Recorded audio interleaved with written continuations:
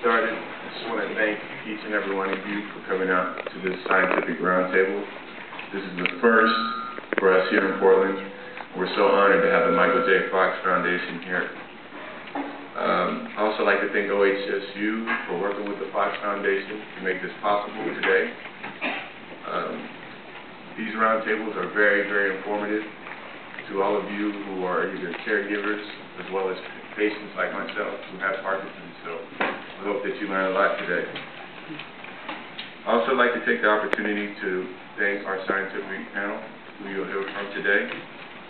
You'll hear from Debi Brooks from the Michael J. Fox Foundation, Penny Hogarth and Jay Nutt from OHSU, and Gene Johnson from the Washington University of St. Louis.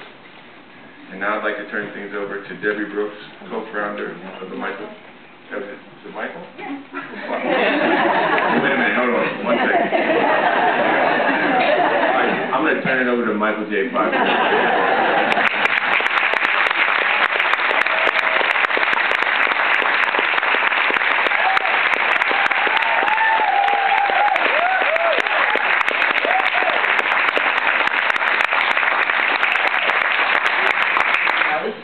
We do a lot of these things all over the country, and this is as well attended roundtable as I've seen, and I appreciate that. Thank you so much for coming in. As you can tell, I left the East Coast this morning at 4 o'clock. And I was packed from the beach, so I have one jacket that's for tonight and it's hanging up. So what did I say? All the obvious stuff. I want to thank Brian. And it was a little over a year and a half ago that we spoke on the phone, and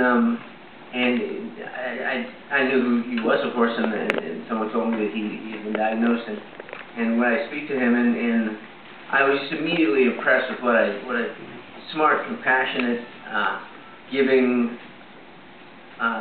responsible guy he was, and I just knew he was going to be great, a great soldier in this fight. And he has proven to be that in just this short amount of time. And this event, this weekend is going to be spectacular. And the stuff we've already done is going well, and some of the best athletes in the world are here. And it makes sense we're here because some of the best neurological scientists in the world are here at OHSU. And we're really happy that they're with us on this new clinical trial we're doing for biomarkers. They're a key part of our efforts to find a biomarker for Parkinson's to speed research on. So now it's showing that I have both of them for I think basically I just want to say when I started this foundation, I'm not a PhD and I'm not an MBA and I don't know anything about administration or science or anything like that. I just knew that I only had to be smart enough to find people smarter than me. And the first one I found was Debi Brooks.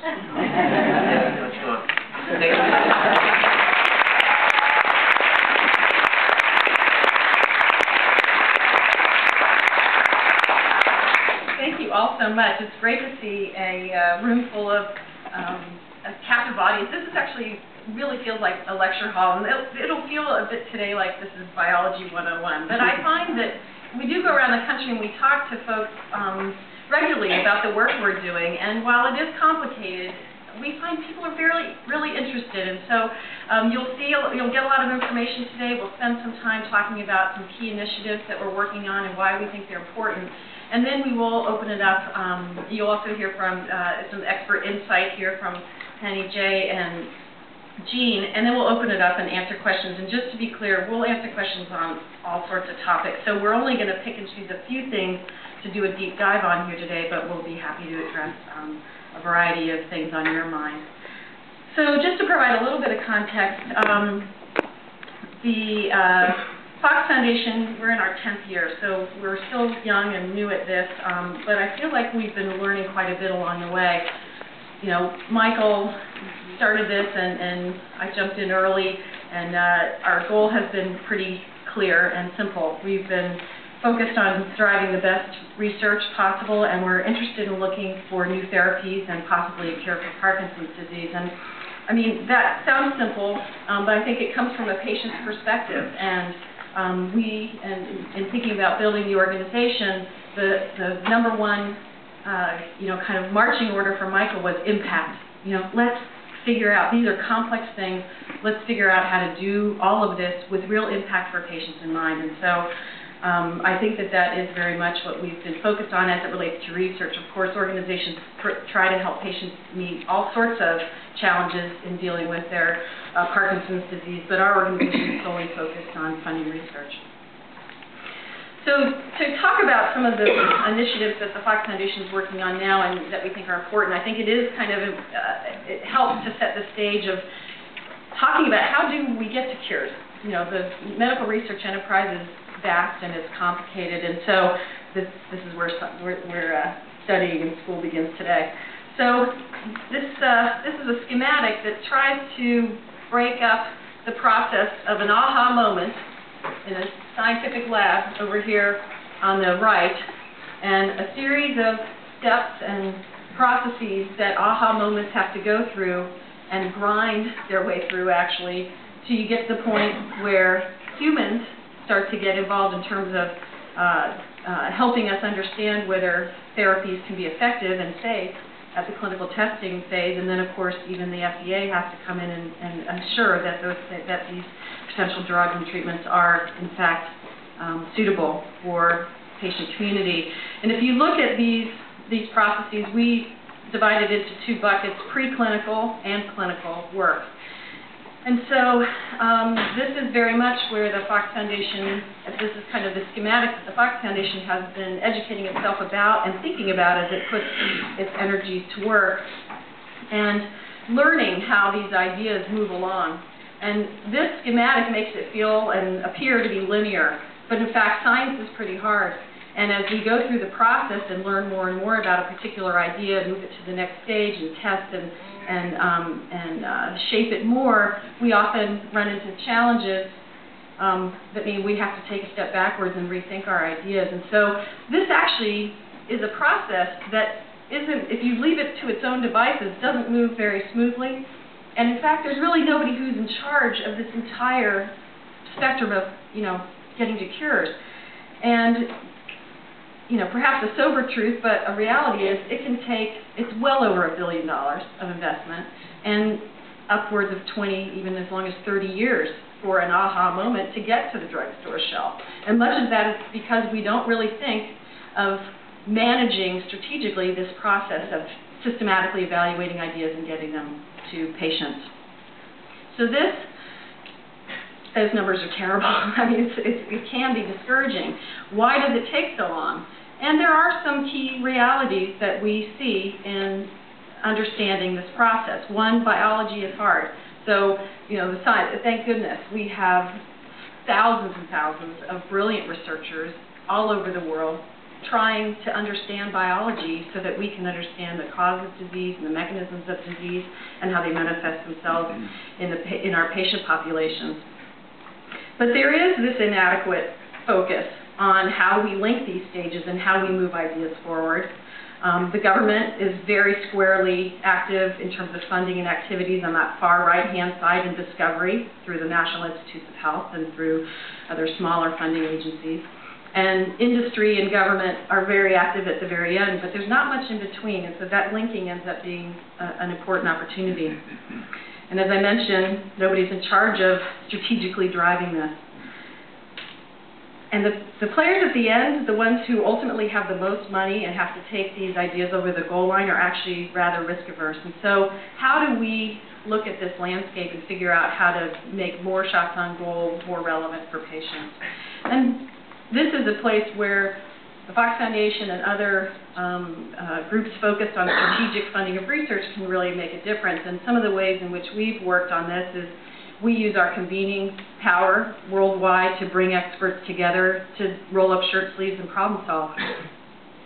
We also keep in mind, of all the scientific questions we can be asking and answering, what's the difference between interesting science and science that's relevant for new treatments for patients? And it ends up that is not so simple. And many scientists there's no end to the number of interesting questions we can ask. And so there's a process and a real training and linking up academic with more industry folks so that they understand that risk aversion or what makes an industrial partner interested in something and convinced something could be a therapy. You know, having that dialogue open and functioning is a very key part and something we are thinking about.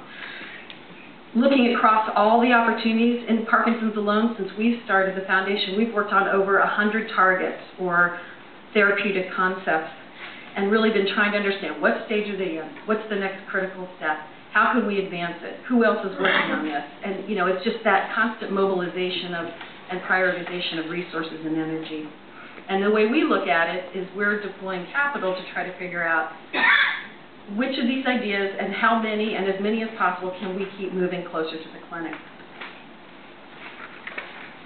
So I can say, so far, and we've been at this, as I mentioned, this is our 10th year, we have now spent over $200 million in research, and a vast majority of those funds have been working in that translational space between where the government plays and where industrial partners are active. We fund research all over the world, and what we still find is we're excited about what's happening in the preclinical space, but we look ahead and we see that as more and more ideas are marching towards being able to be available for patients in the clinic where we can test them to actually make sure they're relevant and useful and safe, that the clinical trial, that clinical testing apparatus itself actually also has some challenges.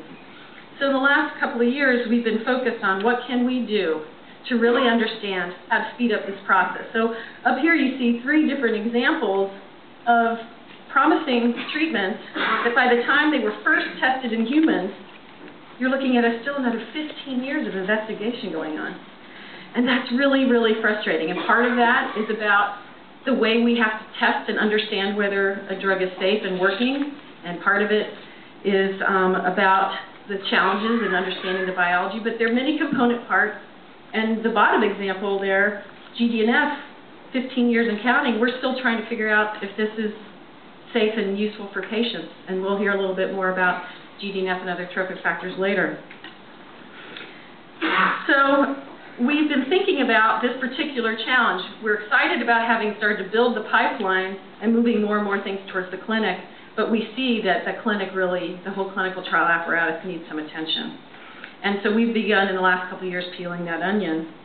And you really have to pause and do that because over the last 25 years, here's some examples of things that have gotten to the clinic and have either failed or been uncertain in their outcomes. And there are many strategies that